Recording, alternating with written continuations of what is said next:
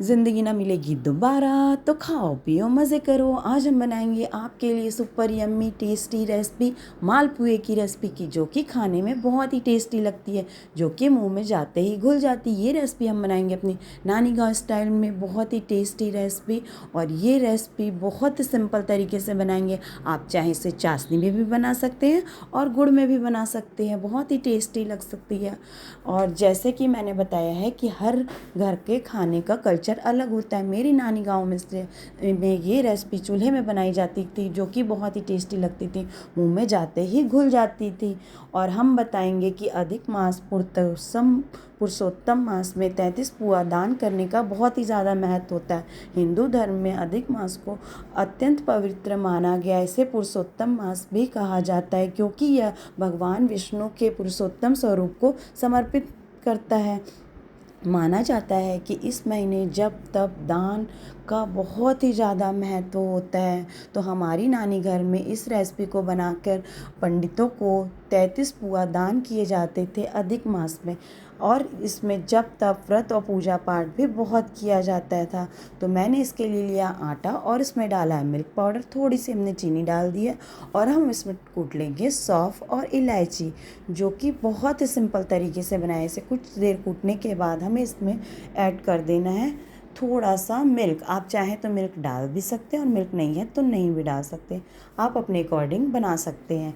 तो फ्रेंड्स, कई लोग इसमें जो हमारे बिहारी स्टाइल में बनाते हैं तो इसमें बनाना भी डालते हैं, बट मेरे यहाँ बनाना नहीं था तो मैंने सिंपल तरीके से नहीं डाला है। और इसमें हम आपको बताएंगे कि 33 पुआ दान करने की परंपरा, अधिक मास में 33 पुआ मालपुआ या मीठे पुए का दान करने की एक प्राचीन लोक परंपरा है। इसका संबंध हिंदू धर्म में वर्णित 33 कोटि देवताओं से जोड़ा जाता है। मान्यता है कि 33 पुआ अर्पित या दान करने से सभी देवताओं का आपको आशीर्वाद प्राप्त होता है।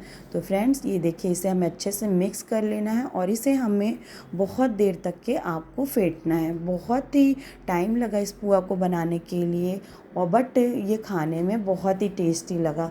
मैंने घर के लिए थोड़ा सा बचा लिया था, बाकी मैंने मम्मी जी के कहने पर मैंने पंडितों को दे दिया, मतलब अपने बच्चों से दान दिलवा दिया। धार्मिक महत्व, पुण्य की प्राप्ति, अधिक मास में किया गया दान सामान्य दिनों की अपेक्षा कई गुना अधिक फलदायी माना जाता है। श्रद्धा और भक्ति से किए गए दान से पूर्व जन्मों और वर्तमान जीवन के दोषों का शमन होता है। इस मास में भगवान विष्णु की पूजा और दान करने से सुख, समृद्धि, शांति की प्राप्ति होती है।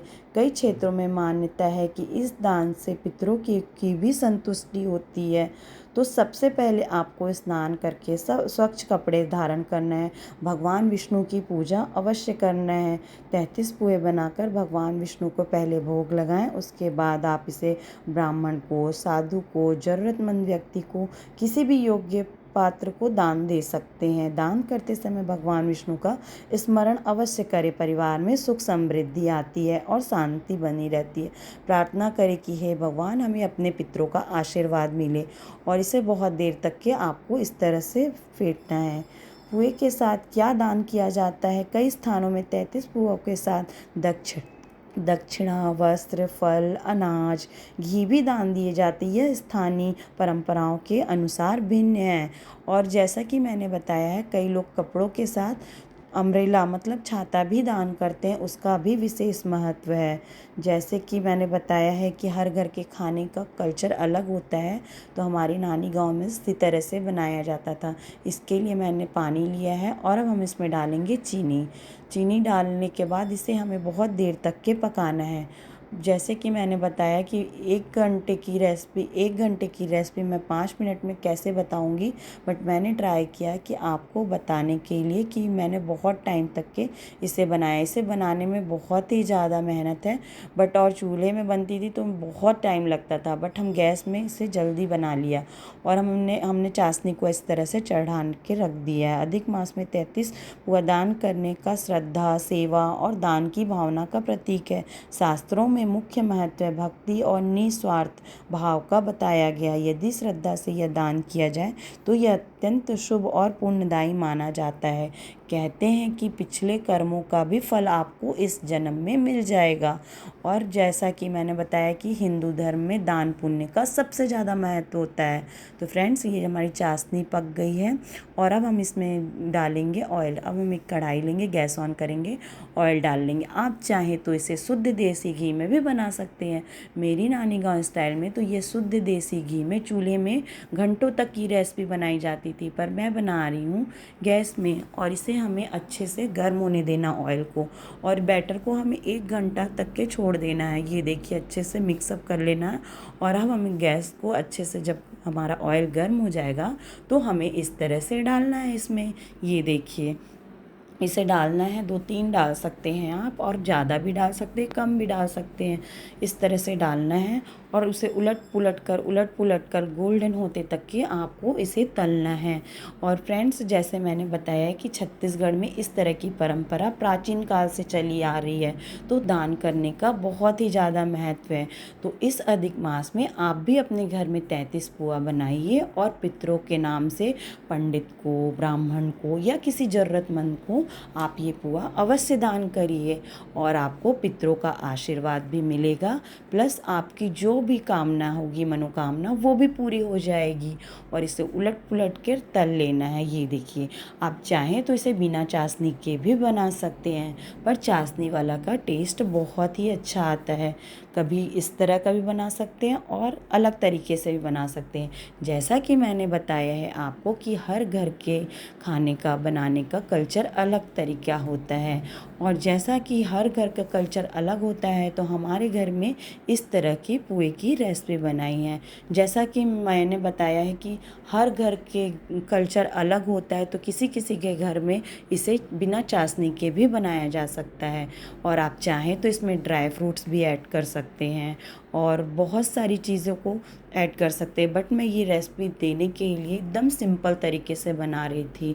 और जैसे कि जहाँ जहाँ ये आपको देना है तो उस तरह से आप बनाकर दान भी कर सकते हैं। और ये रेसिपी बनाने में मुझे बहुत टाइम लगा, और देखिए कितनी अच्छी से फूल रही है।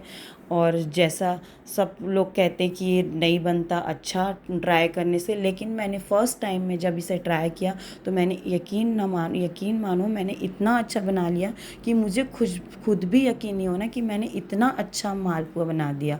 और मेरी सासू भाई भी बहुत खुश हो गई। उन्होंने बोला कि हाँ, तुमने बहुत अच्छा बनाया है, अब इसे जाकर दे आओ जिसे तुम्हें देना है। तो उनके कहने पे मैंने पंडित जी को जाकर दे दिया, अपने बच्चों के हाथ लगवाए और उन्हें जाकर दे दिया। इस तरह से आपको उलट पुलट कर तल लेना, और अपनी चाशनी जो आपने बनाई है उसे साइड में बहुत देर तक के पकने देना, जब तक उसमें चिपचिपापना आ ना जाए, मतलब कि ऐसे लेयर ना बने, तब तक उस चाशनी को आपको घंटों तक के पकाना है। और छत्तीसगढ़ में ये रस्म सबसे ज़्यादा मनाई जाती है। बिहार के लोग तो इस रस्म को बहुत ही ज़्यादा मानते हैं, और ये रेसिपी तो हम बना रहे हैं बिहारी स्टाइल में, तो हम अपनी परंपरा को नहीं भूलते। हमारे घर से तो ये रेसिपी फ़र्स्ट टाइम बनी है। हमारे नानी गांव में हमेशा प्राचीन काल से, मतलब पुराने समय से बनती आ रही है। अब पूरे मालपुआ को मैंने पूरे को बहुत अच्छे से ये तल कर निकाल लिया है। उसके बाद जो मैंने चाशनी बनाई थी उसे थोड़ा सा हमने ठंडा कर लिया है, और चाशनी को हमने इस तरह से, चाशनी में जो मालपुआ बनाया था उसे थोड़ा ठंडा होने के बाद इसे हमें एक एक करके इस तरह से डाल देना है। ये देखिए, चाशनी आप अपने ही अकॉर्डिंग कम ज़्यादा भी बना सकते हैं। और जब ये चाशनी में डलती है तो इतना अच्छा टेस्ट आया। मेरी छोटी वाली बेटी को ये इतना अच्छा लगा कि वो तो बोल ही रही थी, मम्मा मुझे और चाहिए, मुझे और चाहिए। बट मैंने बोला बस हो गया, बहुत ज़्यादा मीठा है, इतना मीठा नहीं खाना चाहिए। बट ये रस्म होती है तो हमने उस रीज़न से इतने सारे मालपुए बनाए, नहीं तो हमारे यहाँ इतना सारा बनता भी नहीं है। और देखिए, ये पूरा जो था मालपुआ हमने बना लिया था, वो हमें इस तरह से चाशनी में डिप कर लेना है पूरा अच्छे से। अब जब एक एक तरह पूरी चाशनी मिल जाएगी तो टेस्ट इसका बहुत ही अच्छा लगता है फ्रेंड्स। और चाशनी में डिप करने के बाद आपको इसे इस तरह से दबा दबा कर निकाल लेना है। ये देखिए, मालपुआ बहुत ही टेस्टी बना था फ्रेंड्स। और जैसा कि मैंने बताया है कि सब घर का कल्चर अलग होता है, लेकिन ये देखिए ये पुआ डालने के बाद हमने बना तो लिया था, लेकिन हम सोच रहे थे कि पता नहीं कैसा बना होगा। लेकिन जब मेरी छोटी वाली बेटी ने बोला कि मम्मा आपने बहुत अच्छा बनाया, तो मुझे बहुत ही ज़्यादा खुशी हुई। और फिर मैंने ये पुआ को इस तरह से पूरे चाशनी में डिप करके पूरा निकाल लिया। और जो आपके पास जब बची हुई चाशनी है उसको आप यूज़ कर सकते हैं गुलगुला बनाने में, या फिर और भी ज़्यादा मालपुआ बना सकते हैं उस बची हुई चाशनी में। उसमें आटा ऐड करेंगे और सिंपल तरीके से आप उसे में भी मालपुआ बना सकते हैं। तो फ्रेंड्स ये रेसिपी हमने बनाई है बिहारी स्टाइल में, जो कि सुपर यम्मी टेस्टी रेसिपी है। तो फ्रेंड्स आपको बताना है कि रेसिपी कैसी लगी, प्लीज़ कमेंट करना, हमारे चैनल को लाइक सब्सक्राइब एंड शेयर करना मत भूलना। Thank you for watching. Bye bye friends.